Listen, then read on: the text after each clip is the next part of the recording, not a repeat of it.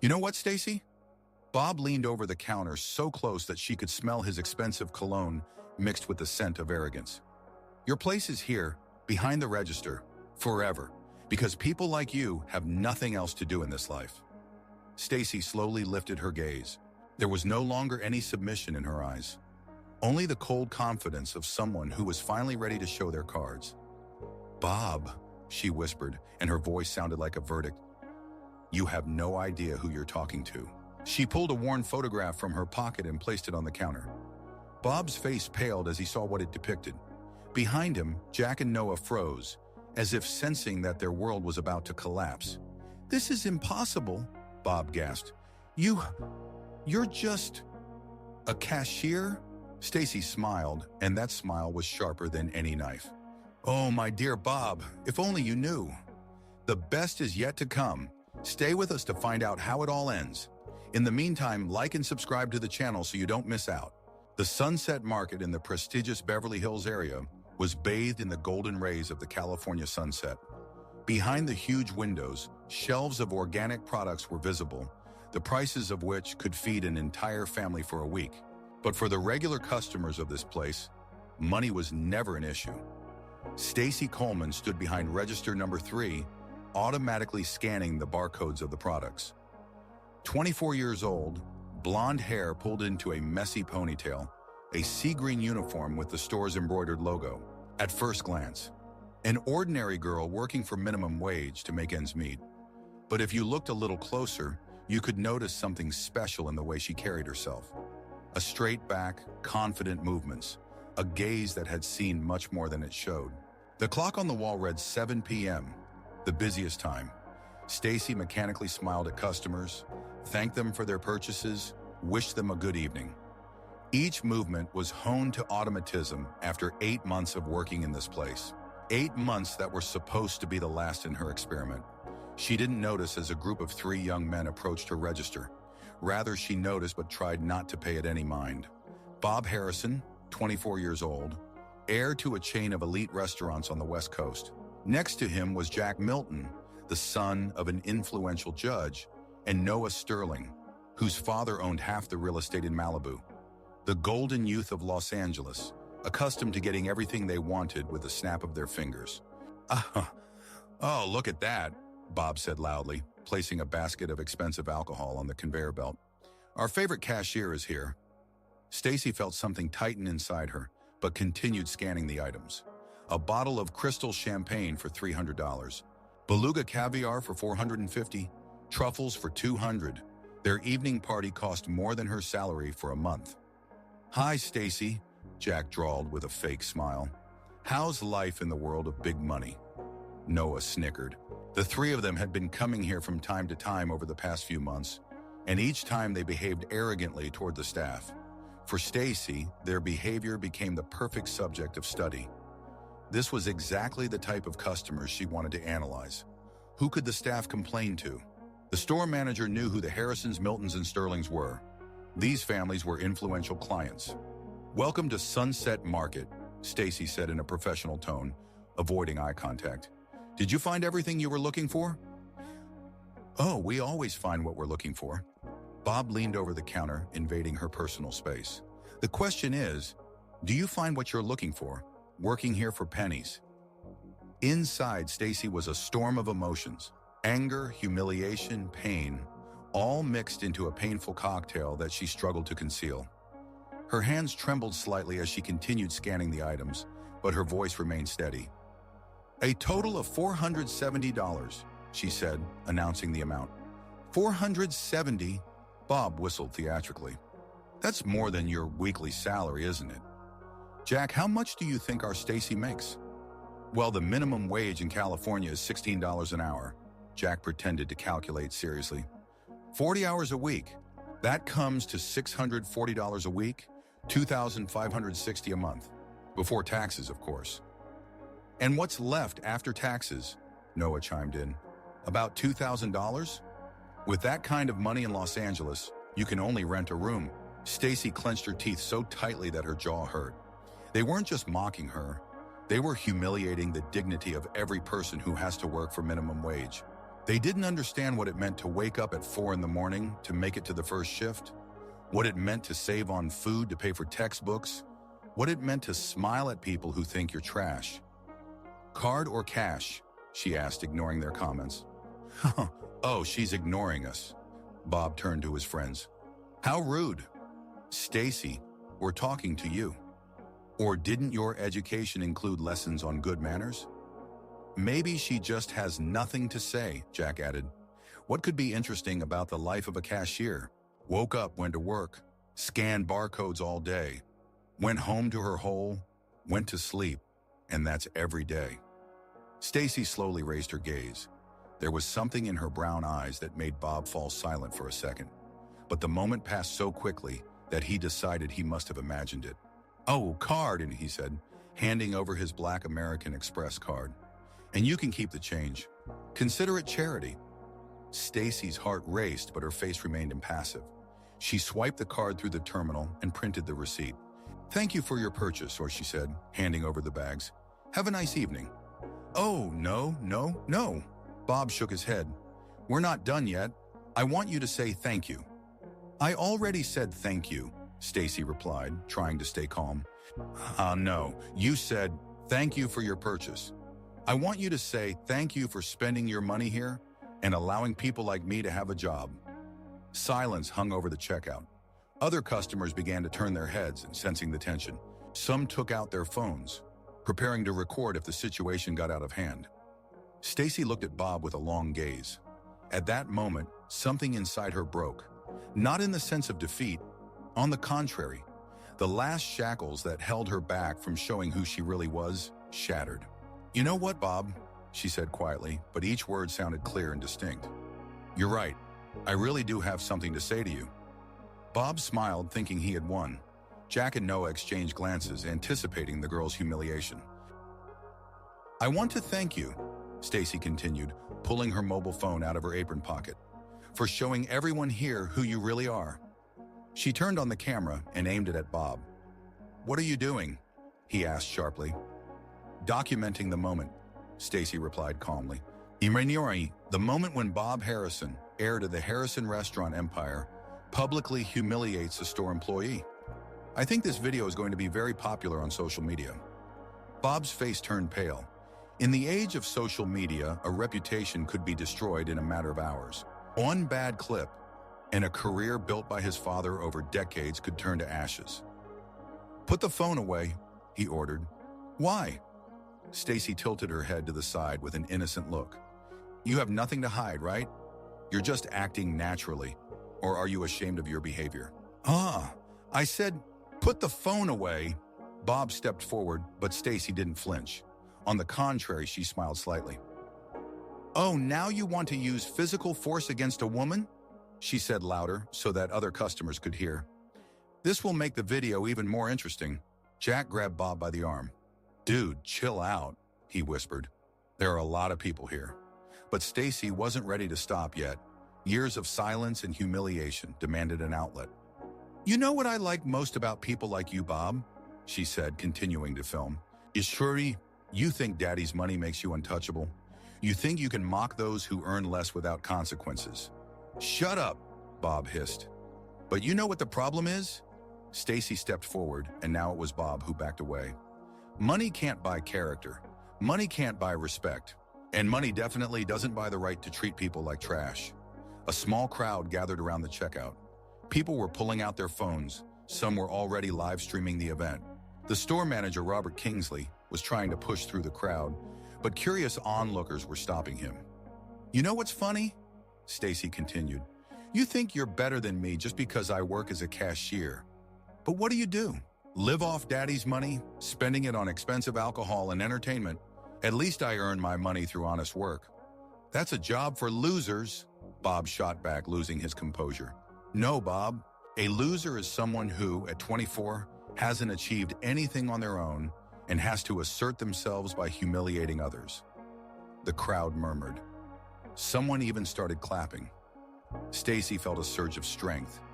For the first time in a long time, she didn't feel like a victim. "You know what I'm going to tell you?" Bob tried to regain control of the situation. You won't be here in a week. My dad knows the owner of this chain. One phone call will be enough.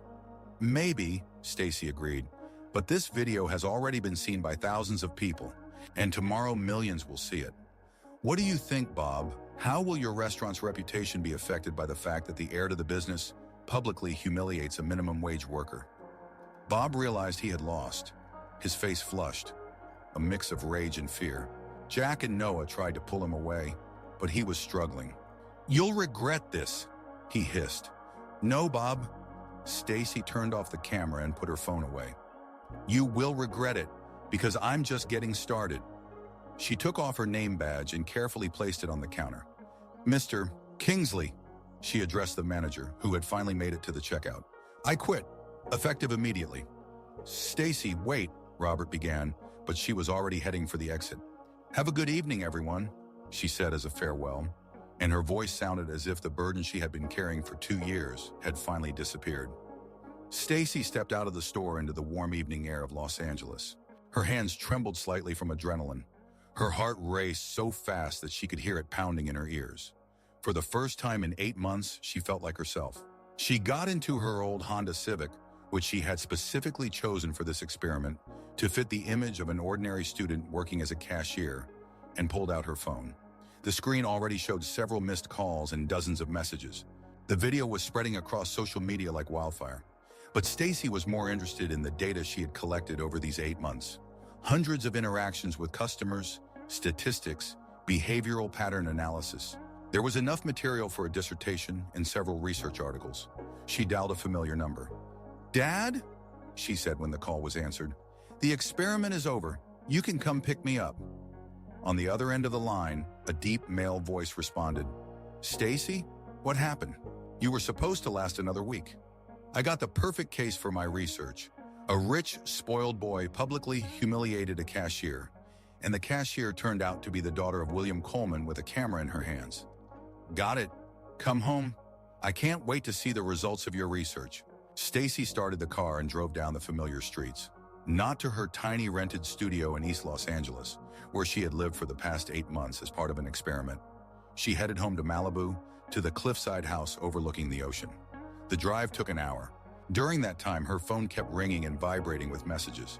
The video of her confrontation with Bob had already garnered several tens of thousands of views and continued to spread.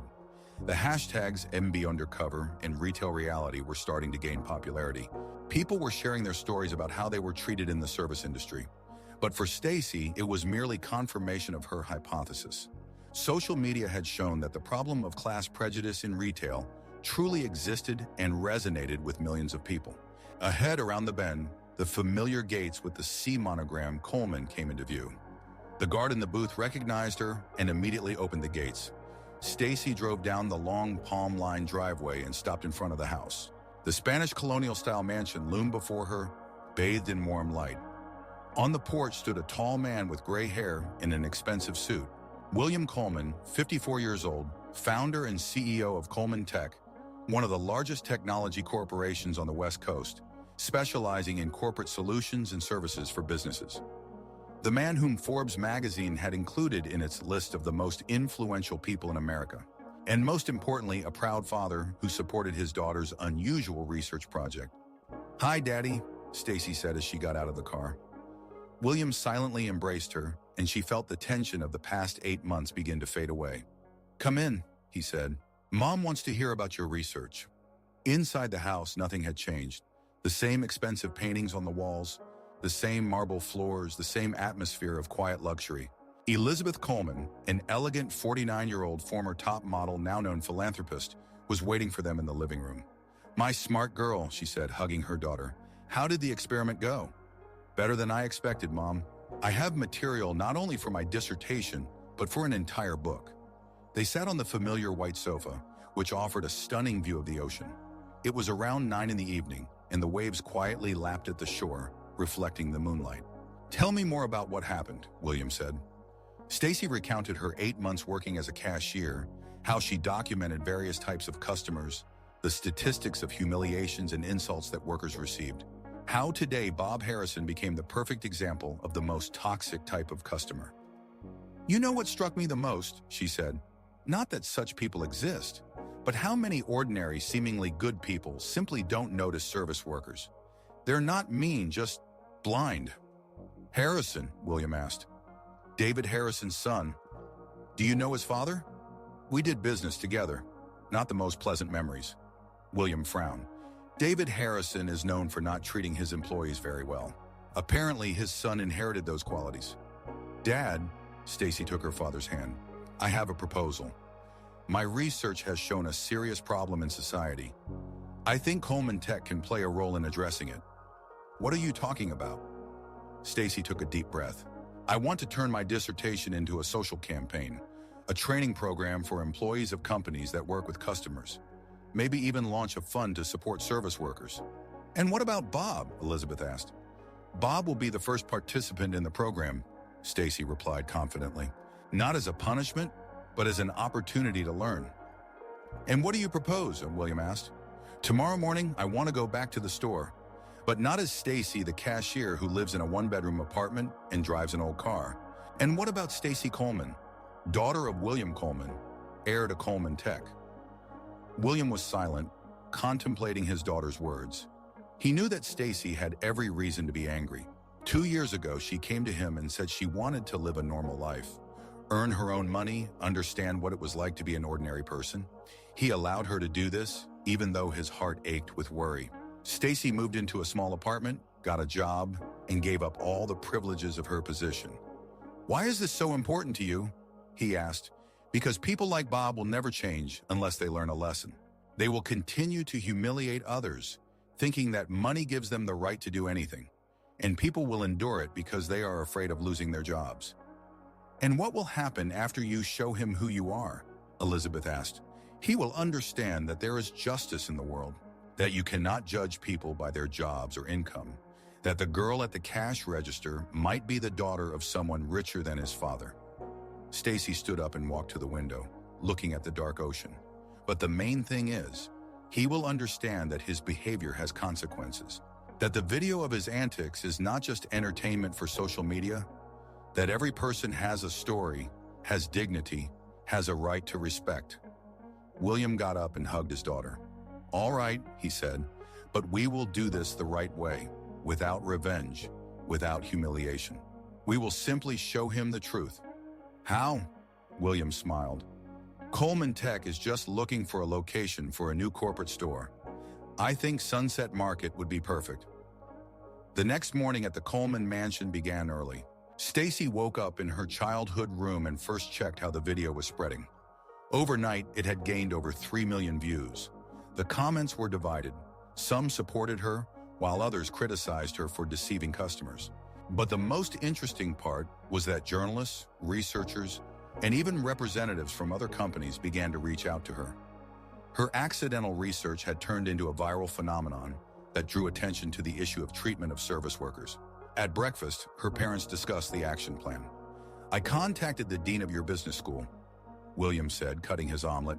Professor Martinez is very impressed with the results of your research. They want you to present next week. What about media attention? Stacy asked. CNN wants an interview. Forbes is planning an article about your research method. Harvard Business Review is interested in publishing your data. Stacy nodded. Academic recognition was more important than any revenge. And what about Bob? According to my information, he will be at the store around noon today. Apparently, he doesn't know that his video has gone viral. At 11:30, a black Mercedes S-Class stopped at the entrance to Sunset Market. Stacy had arranged with her father to meet here, planning to conclude her research with a public demonstration of the results. The driver opened the door, and William and Stacy Coleman stepped out of the car. Her father was in an impeccable dark blue suit, and she was in a strict business outfit. Following them was a journalist from the Los Angeles Times, whom they had invited to cover the conclusion of the research project. Robert Kingsley, the store manager, was waiting for them at the entrance. He looked extremely nervous. The video of yesterday's incident had already garnered millions of views, and now one of the most influential businessmen in California had come to his store. Mr. Coleman, he said, extending his hand. It's an honor for us. Gee, Robert. William shook his hand and turned to his daughter. Allow me to introduce my daughter, Stacy Coleman, who has been working in your store incognito for the past 8 months for her research at Stanford. She used only the name Stacy, hiding her last name. Shakunam, Miss Coleman? Robert bowed slightly. I must apologize for not intervening yesterday. Stacy smiled a professional smile. Mr. Kingsley, you did what you thought was right for the business. But it was precisely such situations that were the subject of my research. They had come inside. The store employees, the very people who had witnessed the scandal at the checkout yesterday, stopped and looked on in amazement. Many of them had befriended Stacy over these months, unaware of her true status. At that moment, a familiar group entered the store. Bob Harrison, Jack Milton, and Noah Sterling were heading towards the prepared food section, laughing about something on Bob's phone. Clearly, they had not yet seen the viral video. "Oh, look," Bob said loud enough for those around to hear. Yesterday, some cashier became an internet star. Over 100,000 views already. "Dude, you definitely ruined her life," Jack laughed. "I bet she's already been fired." "And rightly so," Noah added. "She shouldn't have acted so smart." They stopped when they saw a group of people in expensive suits and a journalist with a camera. Bob squinted, trying to make out a familiar face. "Stacy?" he said uncertainly. Stacy slowly turned to him. Instead of a cashier's uniform, she wore a sharp business suit. Instead of a messy ponytail, she had a professional hairstyle. Instead of a submissive gaze, she exuded the calm confidence of a researcher. "Hi, Bob," she said calmly. "Hi, Bob," she said calmly. "What's going on?" Bob looked around at the group. "Who are all these people?" "Allow me to introduce." Stacy stepped forward. "This is my father, William Coleman, the CEO of Coleman Tech. This is a journalist from the Los Angeles Times. And I am Stacy Coleman, a Stanford Business School MBA graduate." Bob blinked, trying to process what he had just heard. "Coleman Tech?" he repeated. "But you, a cashier?" Stacy nodded. "Yes, I worked here for 8 months. I was conducting field research for my dissertation on social dynamics in retail. My specialization is consumer behavior and corporate ethics." Jack and Noah exchanged glances. They knew that Coleman Tech was a huge corporation, and Stanford was one of the best universities in the world. "This is impossible," Bob whispered. "Oh, quite possible," William interjected. "Mr. Harrison, if I'm not mistaken. Son of David Harrison?" "Yes, sir," Bob tried to compose himself. "Excellent. You see, the behavior you demonstrated yesterday became the perfect case study for my daughter's research. But more importantly, it highlighted a serious issue in our society." Bob's face paled. "Research?" "Yes, and your behavior demonstrates exactly the problem I am studying." Stacy stepped closer. "Tell me, Bob, how would your behavior have changed if you had known who I am?" Bob opened his mouth but couldn't find the words. "You see, Mr. Harrison," William continued, "my daughter has proven an important hypothesis. People change their attitudes towards service workers depending on the status they attribute to them. But every person deserves respect, regardless of their job." "Mr. Coleman, please." Bob tried to salvage the situation. "It was a misunderstanding. I will apologize to Stacy." "To Miss Coleman," William corrected. "To Miss Coleman. I'm willing to do anything to make it right." Stacy looked at him with a long gaze. "You know what, Bob?" she finally said. "I have a proposal, but not for punishment, rather for education." "How so?" "Coleman Tech is launching a new educational program on corporate ethics, a 3-month internship for young people from privileged families to help them understand the value of honest work." I don't understand. Let me explain." Stacy took out a tablet. "Just your name. You could be the first participant in this program. 3 months of work for a regular salary with no special privileges. Learning how the economy functions for ordinary people." Bob realized he was in a position to choose. Refusing meant that the video of his behavior would remain the only impression of him online. Agreeing gave him a chance to show that he could change. "And what's in it for me?" he asked quietly. "A chance to become a better person," Stacy replied. "Perhaps in the future, participation in real business projects at Coleman Tech, but only after you prove that you have learned to respect people regardless of their social status." "All right," he said after a long pause. "I agree." In half an hour, a crowd gathered at Sunset Market. Store employees, customers, journalists, everyone wanted to see the continuation of yesterday's drama. Social media buzzed with news that the vengeful cashier turned out to be the daughter of a billionaire. Bob Harrison stood in front of the camera, pale and bewildered. Next to him, Jack and Noah looked no better. Stacy, now in the role of a representative of Coleman Tech, stood beside her father and watched. "My name is Bob Harrison," he began, looking into the camera. "Yesterday, I behaved unacceptably towards an employee of this store. I want to publicly apologize to Stacy Coleman and everyone who witnessed my behavior." His voice trembled, but he continued, "I have realized that my attitude towards people who work in service was wrong and offensive. No one deserves such treatment, regardless of their job or social status." He paused, took a breath, and looked straight into the camera. "I promise to change my behavior and attitude towards people. And I urge everyone watching this video to treat others with the respect and dignity that every person deserves." When the recording ended, Stacy approached Bob. "That's a good start," she said. "But words must be backed by actions." "What do you mean?" "Your father's restaurant empire is known for low wages and poor working conditions for employees. If you really have changed, do something about it." Bob nodded. I will talk to my father." "Good. In the meantime, I think you should find a job, a real job, to understand what it's like to earn with your own hands." Bob looked at her in surprise. "Are you serious?" "Absolutely. Coleman Tech can offer you an internship. The starting salary is $15 an hour. No special privileges, no favors from Dad. Want to prove you've changed? Show it through your actions." Jack and Noah watched the scene with their mouths agape. Their leader, the heir to millions, was agreeing to work for minimum wage. "I agree," Bob said after a long pause. "Great. Michael will give you all the details." Stacy turned to her parents. "And now I think it's time to go home." As they left the store, Robert Kingsley approached Stacy. "Miss Coleman," he said, I would like to apologize for not intervening yesterday when—" "Mr. Kingsley," Stacy interrupted him, "you did what you thought was right for the business. But remember, a true leader protects their employees, even if it might cost them money." "Yes, ma'am, I will remember." On the way home, Stacy looked out the window at the passing landscapes of Los Angeles. 2 years ago, she thought she knew what life was like for ordinary people. But she was wrong. You cannot understand what it means to be vulnerable while you have the safety net of a wealthy father. You cannot understand humiliation while you can return to a mansion in Malibu at any moment. "What are you thinking about?" William asked. "About how much I have learned over these 2 years. But most of all, today." "And what?" "That privileges come with responsibility. I have power that most people do not have, and I must use it correctly." Elizabeth turned to her daughter.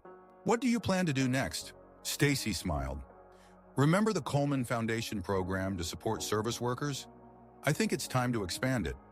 "How exactly?" "Scholarships for education, legal support for labor rights violations, retraining programs, and most importantly, a campaign to change society's attitude towards people who work in service." William smiled. "This will require serious investments." "Dad, you always said that the best investments are investments in people." In the evening of the same day, Bob's apology video garnered several million more views. But it wasn't the only content that went viral. Stacy recorded her own video message in which she shared her experience working as a cashier and emphasized the importance of treating people with respect.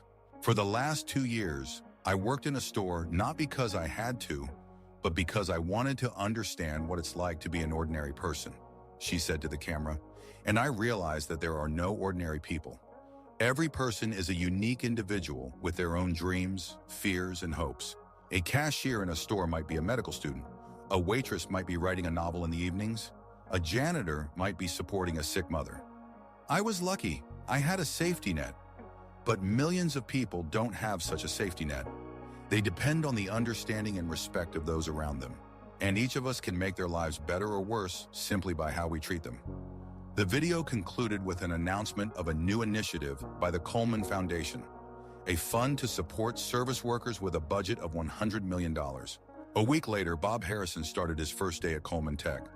He was greeted by Michael Thorne and led to a small office in the basement of the building. "Your job is to sort documents and prepare reports," Michael explained. "Working hours are from 9 to 6 with a 30-minute lunch break. No special privileges." Bob nodded.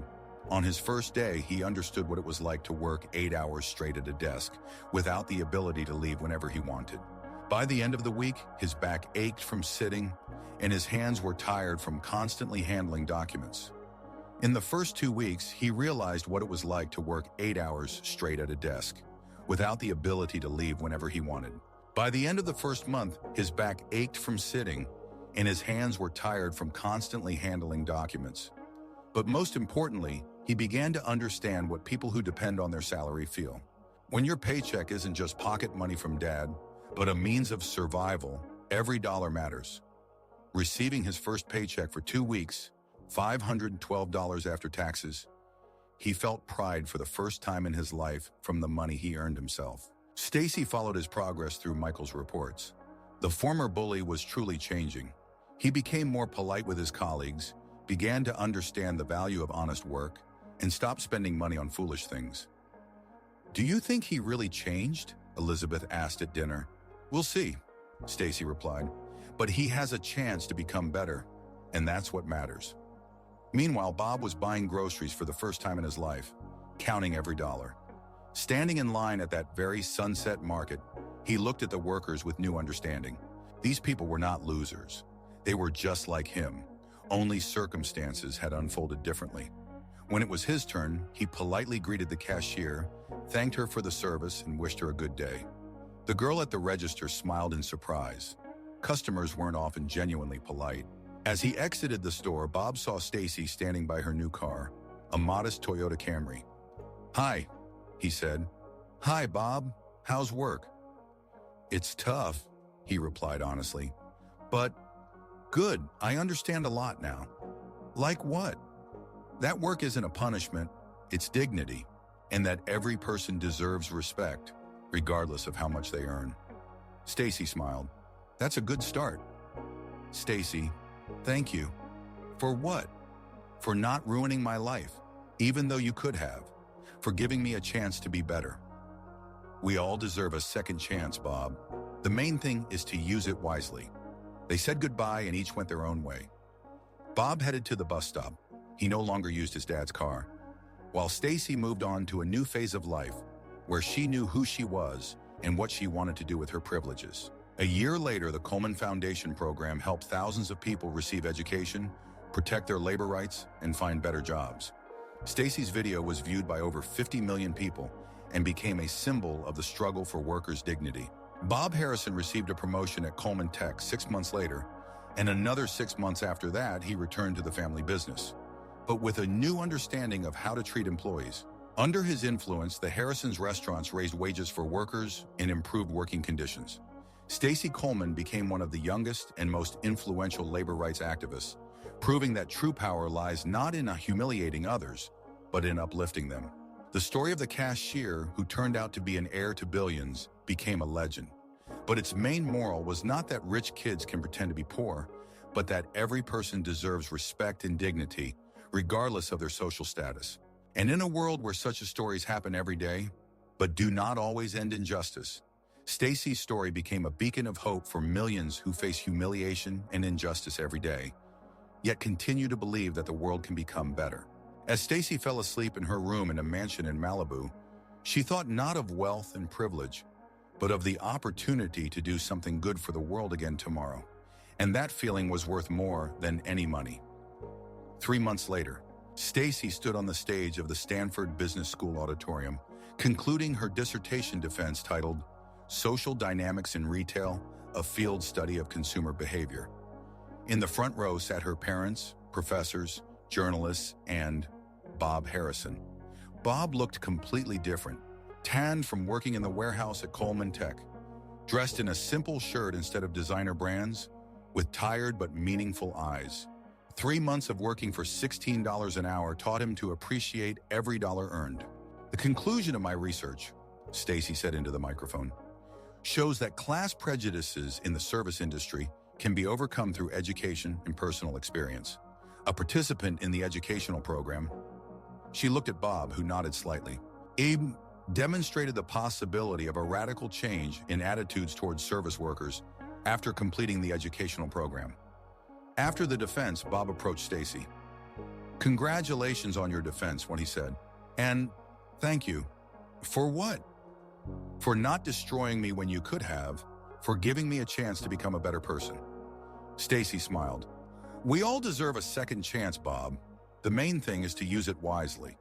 "I have new," Bob said. "My father agreed to implement fair pay and a full benefits package for all employees in our restaurants, even for those who work part-time." "That's wonderful.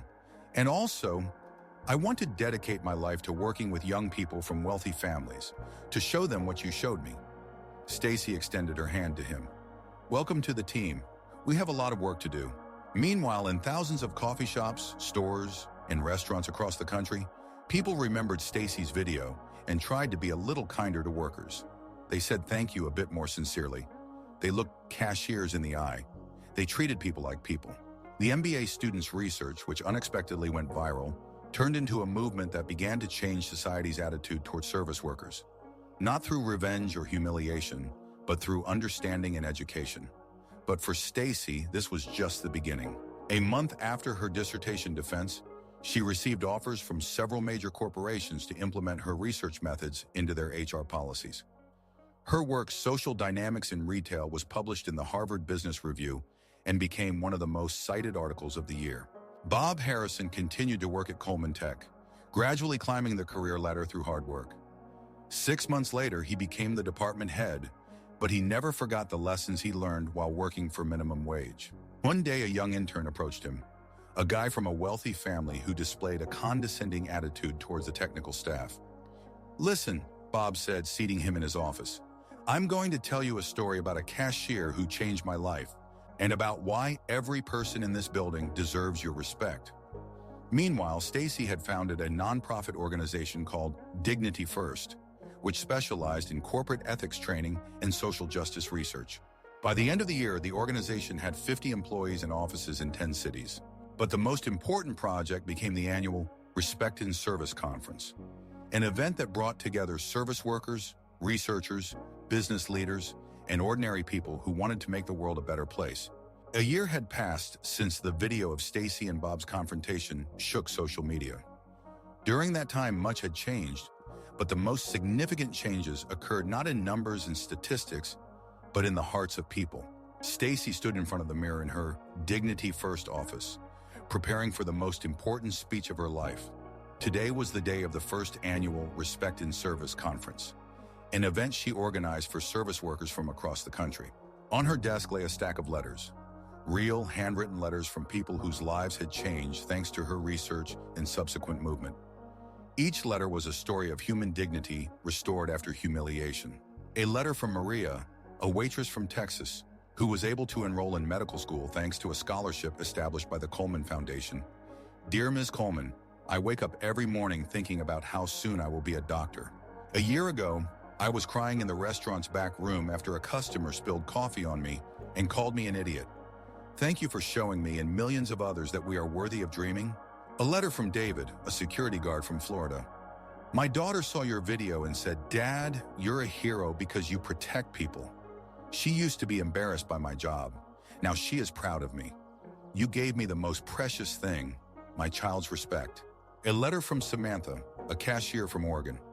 "Yesterday, a customer came up to me and thanked me not only for the service, but also for doing important work. He had seen your video. For the first time in 5 years of working, someone told me that my job matters." A letter from Thomas, a janitor from Chicago. "My son is in high school and always felt shy about telling his classmates what his father does. After the teacher showed your video to the class, he came home and said, 'Dad, I'm proud of you. You make the world cleaner for other people.'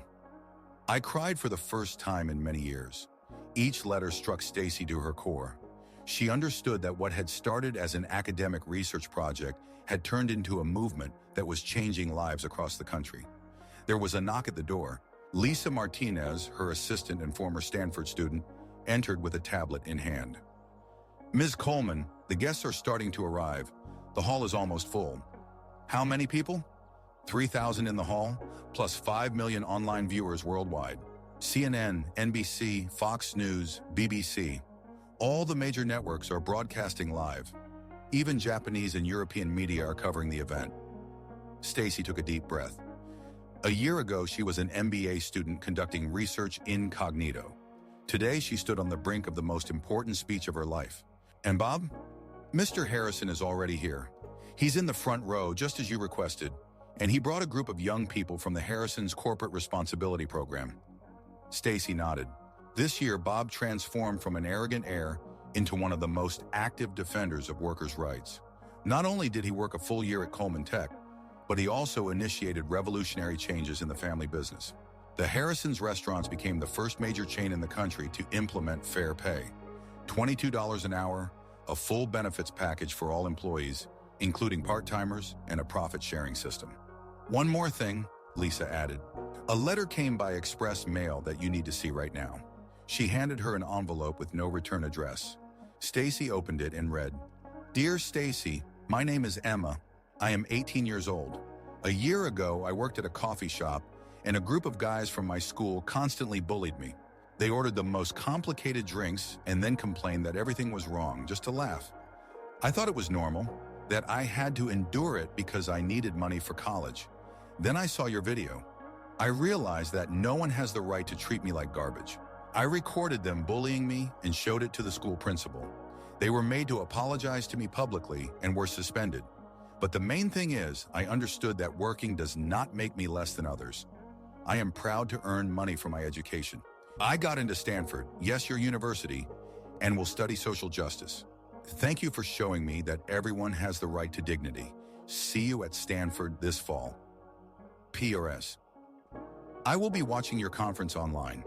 My senior sociology professor organized a viewing for the whole school. With gratitude and admiration, Emma Rodriguez. A lump rose in Stacy's throat. An 18-year-old girl who worked to pay for her education got into one of the most prestigious universities in the world. And it all started with her seeing a video and believing in herself. Ready? Lisa asked. Ready? Stacy replied, her voice filled with confidence. They left the office and headed to the conference center in Los Angeles, which had been rented specifically for this event. On the way, Stacy saw the faces of people who had come from all over the country and even from other countries. Cashiers, waiters, janitors, security guards, couriers, drivers. People who faced disrespect and indifference every day, but continued to work with dignity. She saw Mary, a 60-year-old janitor from Detroit, who worked 3 jobs to support her grandchildren after her daughter passed away. Now, thanks to the support program, she was able to reduce her work to 1 job with a decent salary. She saw Carlos, a courier from Miami, who was studying law at Knight College and dreamed of becoming a labor dispute attorney. The Dignity First scholarship helped him switch to full-time studies. She saw Jennifer, a cashier from Seattle, who wrote children's books in her spare time and had already published her first novel thanks to a publishing grant from the foundation. Each face told a story. Each story was unique. And they all gathered here because they believed that the world could become better. In the hall, there were also CEOs of major companies, politicians, journalists, human rights activists. The movement that started with one research project was now attracting attention at the highest levels. When Stacy stepped onto the stage, the hall erupted in applause that lasted for 5 minutes. People stood up, clapped, many cried. She saw Bob in the front row, who was also standing and applauding next to a group of young people, participants in his mentoring program. Next to him sat her parents, William and Elizabeth, proudly watching their daughter. "Welcome," Stacy said into the microphone, and the hall gradually quieted down. A year ago, I was standing at the cash register in a store, thinking I was conducting an academic study. I was sure I knew what it was like to face disrespect at work, but I was wrong. I had a safety net, I had privileges, I had a Stanford diploma, and a wealthy dad I could return to at any moment. I could afford to experiment because I knew if something went wrong, I had an escape route. Today, we have gathered here people who do not have such a safety net. People for whom dignity at work is not a philosophical concept, but a daily struggle for survival. Stacy's voice trembled with emotion, but she continued. Maria Gonzalez from Houston. She worked as a waitress in a diner, endured customers' abuse, and saved every penny while working 14 hours a day. Customers yelled at her if the food was delayed. They deliberately made a mess at the tables just to see her clean it up. Today, Maria is a first-year medical student at the University of Texas. Maria, please stand up. A beautiful Latina in the front row stood up to thunderous applause. Tears of pride were on her face. She held a medical textbook in her hands, a symbol of her new life. David Johnson from Miami, Stacy continued. 5 years ago, he lost his engineering job during the economic crisis and was forced to work as a security guard in a shopping mall. Customers treated him like a ghost. They walked past him without acknowledging his greeting. They spoke about him in the third person, as if he were not a person. But David did not give up. He studied in the evenings, and today he is an engineer again, as well as the head of our professional retraining program. David, a middle-aged man in a business suit, stood up and waved. Tears sparkled in his eyes too. The hall erupted in applause once more. Samantha Williams from Oregon. She worked as a cashier in a grocery store and dreamed of becoming a teacher.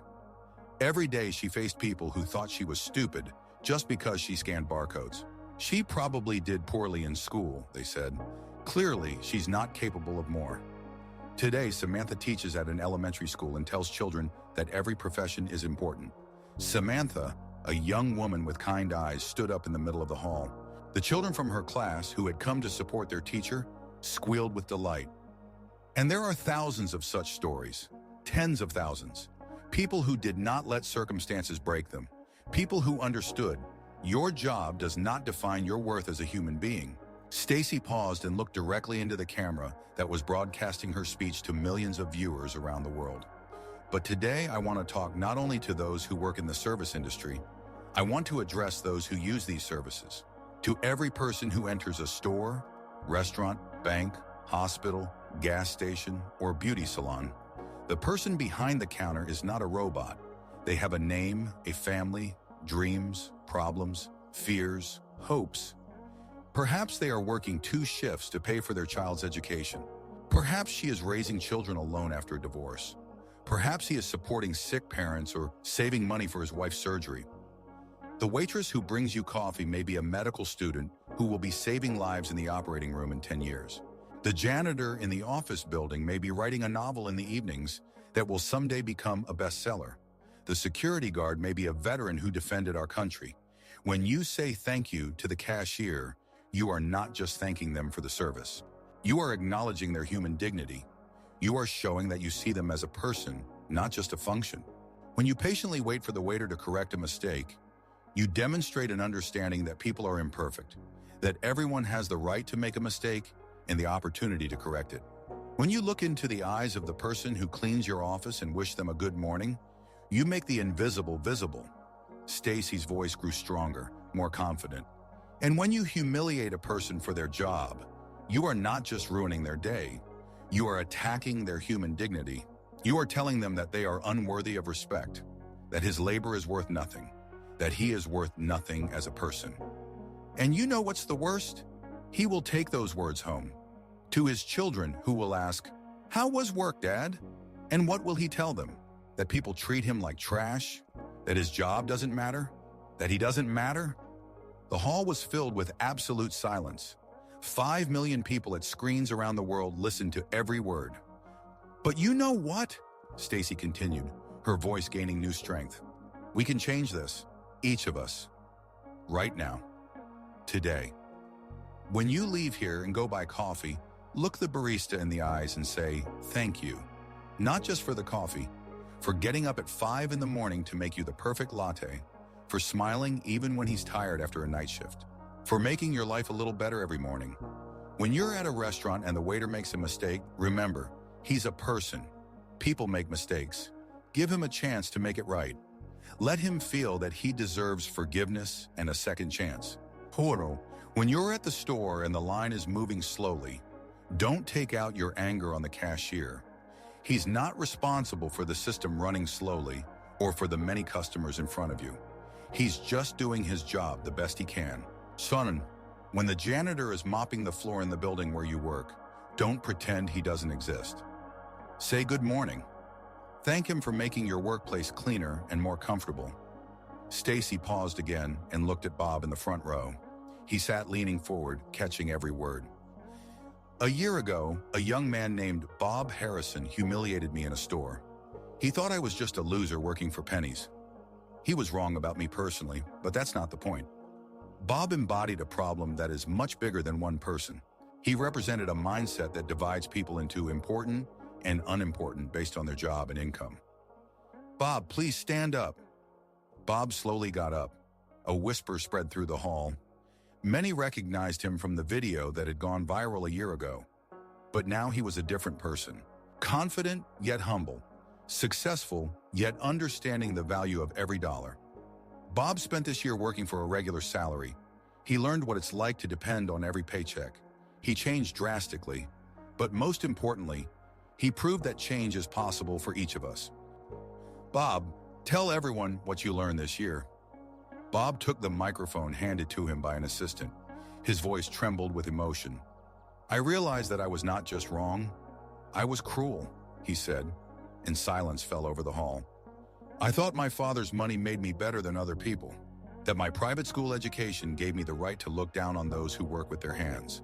But over this year I've learned, the only thing that truly makes a person better is how he treats other people, especially those who are weaker than him, who depend on his kindness. I worked alongside people who got up at 4 in the morning to catch the bus to their first job and then went to their second, who saved on lunch to buy school supplies for their children, who smiled at customers even when they had headaches from exhaustion. Never these people showed me what true strength of character is. They didn't give up, didn't complain, didn't shift responsibility onto others. They just did their jobs with dignity, day after day. I was just a spoiled child who didn't understand the value of honest work, who thought the world owed him something just because he was born into a wealthy family." Bob turned to Stacy. "Thank you for not destroying my life when you could have. Thank you for giving me the chance to become better. And thank you for showing me. True power is the ability to lift others up, not to trample them down." Now Bob addressed the audience.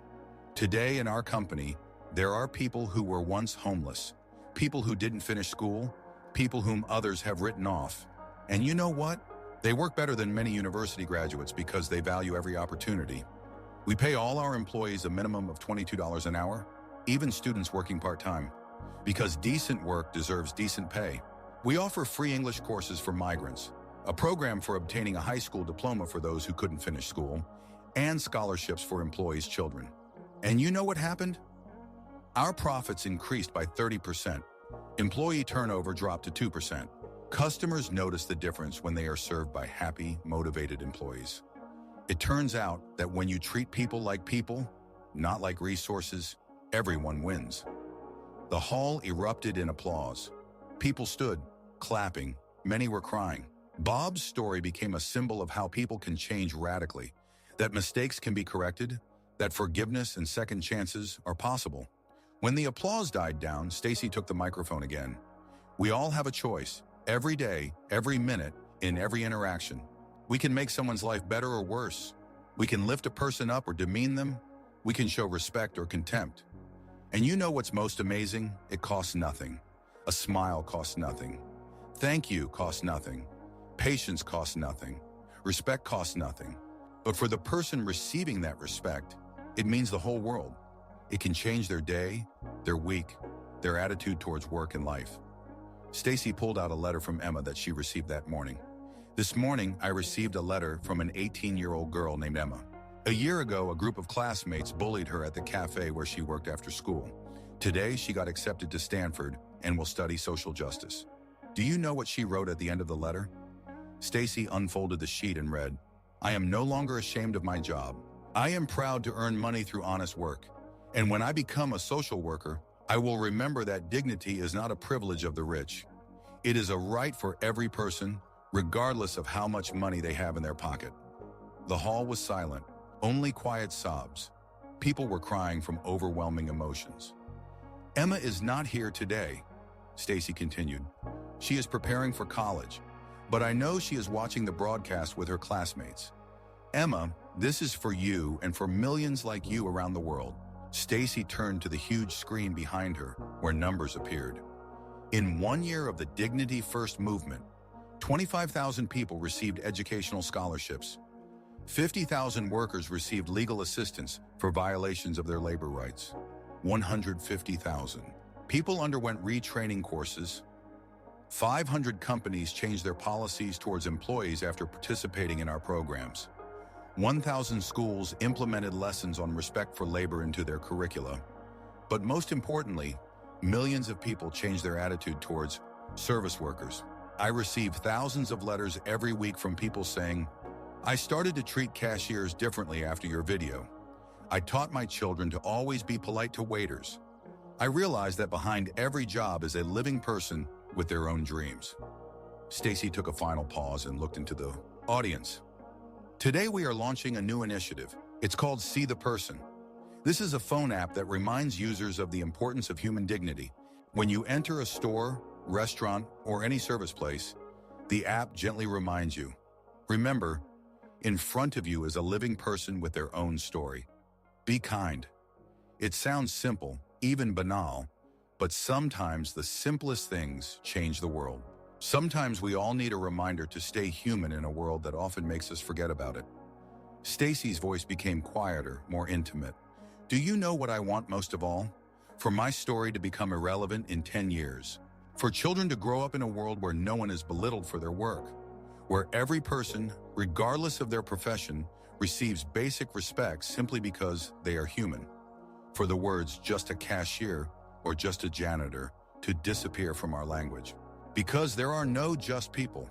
There are simply people who do different jobs, and all of that work is important. We can build such a world together, starting today, starting with the next interaction with the person who serves you. Stacy took a deep breath and spoke her final words.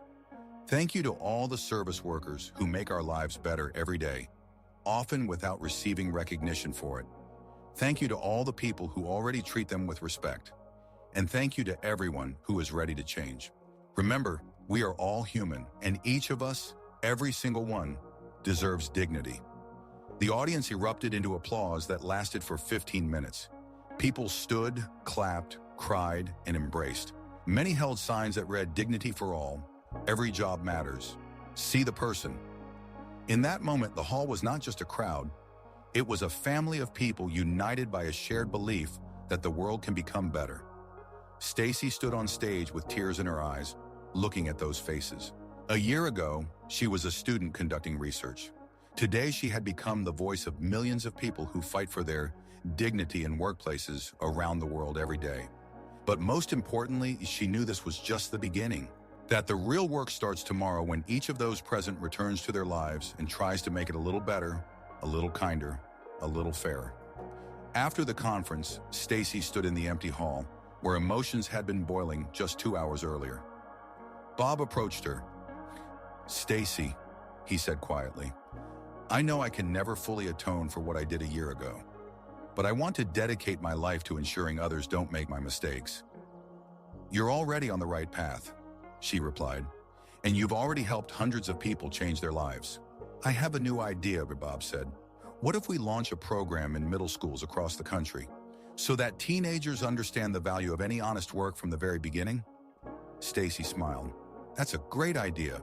The youth are the future. If we can change their attitude now, the next generation will be much kinder." "And also," Bob added, "I'm thinking about international expansion. This issue exists not only in America. There are people all over the world who belittle others for their work." Awesome. "Let's discuss all of this tomorrow," Stacy said.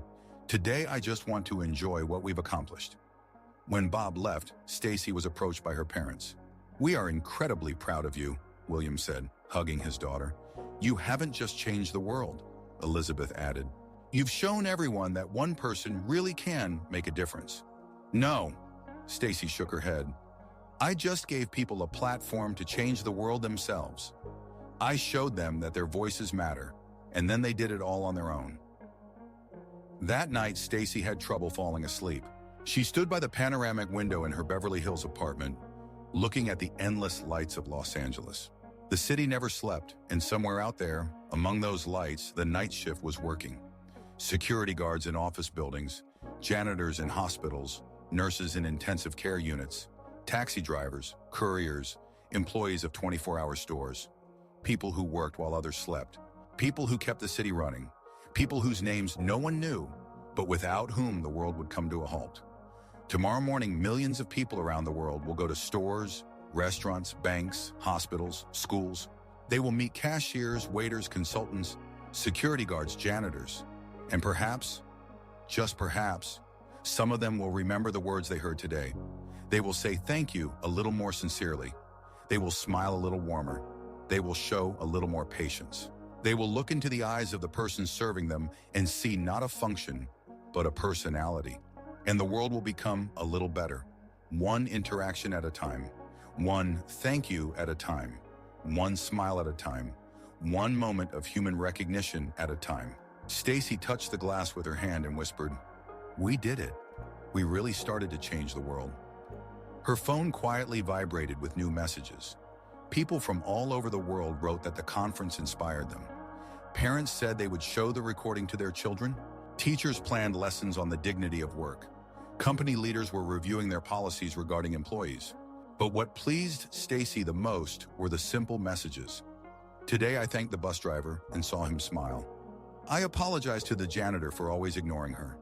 My 7-year-old son asked the cashier how she was doing, and she cried with happiness. Little moments of humanity. This is what builds a better world. Meanwhile, 3,000 miles away from Los Angeles, in a small town in Texas, 18-year-old Emma Rodriguez was preparing for her last day working at the coffee shop before heading to Stanford. She was no longer afraid of difficult customers. She knew her worth. She knew that her job was important, that she herself was important, that she had the right to respect. When a middle-aged customer in an expensive suit approached the counter, Emma smiled at him just as warmly as she did to everyone else. "Good morning. What would you like to order?" "A large latte, please," the man said. "And thank you for what you do. I watched the conference in Los Angeles yesterday, and it made me think about a lot." Emma felt tears welling up in her eyes. "Thank you. That means a lot to me." "Good luck with your studies," the man said, leaving a tip the size of Emma's daily wage. "The world needs people like you." When he left, Emma took out her phone and wrote a message to Stacy. "Ms. Coleman, it works. People really are changing. Thank you for giving us a voice. See you at Stanford." Meanwhile in New York, a young banker named Jason, who had watched the conference broadcast, greeted the security guard of his office building for the first time in 2 years. "Good morning, Mr. Johnson," he said, reading the name on the badge. The 60-year-old African-American looked at him in surprise. "Good morning, Mr. Jason, just Jason. How are you?" "Good, thanks for asking." Tears glistened in the man's eyes. "You know, in 20 years of working here, you were the first one who asked me how I was doing." In London, a teenage girl apologized to a janitor at her school for her friends littering the cafeteria. In Tokyo, a businessman thanked a cashier in the store in his native Japanese instead of rude English. In Sydney, a mother explained to her son why it was important to say please and thank you to the people who served them. It crossed the world in millions of little interactions. People remembered Stacy's words and chose kindness over indifference, respect over contempt, humanity over callousness. Stacy was still standing by the window, watching the city. She thought about the long journey that brought her here. About 8 months of working as a cashier when she first realized how cruel society could be to people in certain professions. About meeting Bob, which became the catalyst for the entire movement. About the thousands of letters from people whose lives had changed. But most of all, she thought about the future. About a world where children grow up understanding that every job is important. Where no one is judged by their uniform or salary size. Where human dignity is not a privilege, but a right. This future no longer seemed an unattainable dream. It was here, in every thank you spoken with sincerity, in every smile given to a stranger, in every moment when a person chose to see in another not a function, but a personality. Stacy touched the glass one last time and stepped away from the window. Tomorrow will be a new day, full of new opportunities to make the world a better place, and she was ready for that challenge. The story of the cashier who became the voice of justice has come to an end. But the real story, the story of millions of people who choose kindness, understanding, and respect every day, was just beginning. And in this lay the true victory of Stacy Coleman. Not in the fact that she took revenge on her tormentor or became famous, but in the way she ignited a spark of humanity in the hearts of people around the world. A spark that will continue to burn long after her name is forgotten, Because the most important revolutions do not happen on the barricades, but in human hearts. And the most significant victories are measured not in money or power, but in the number of lives that became a little better thanks to one person who decided to change the world.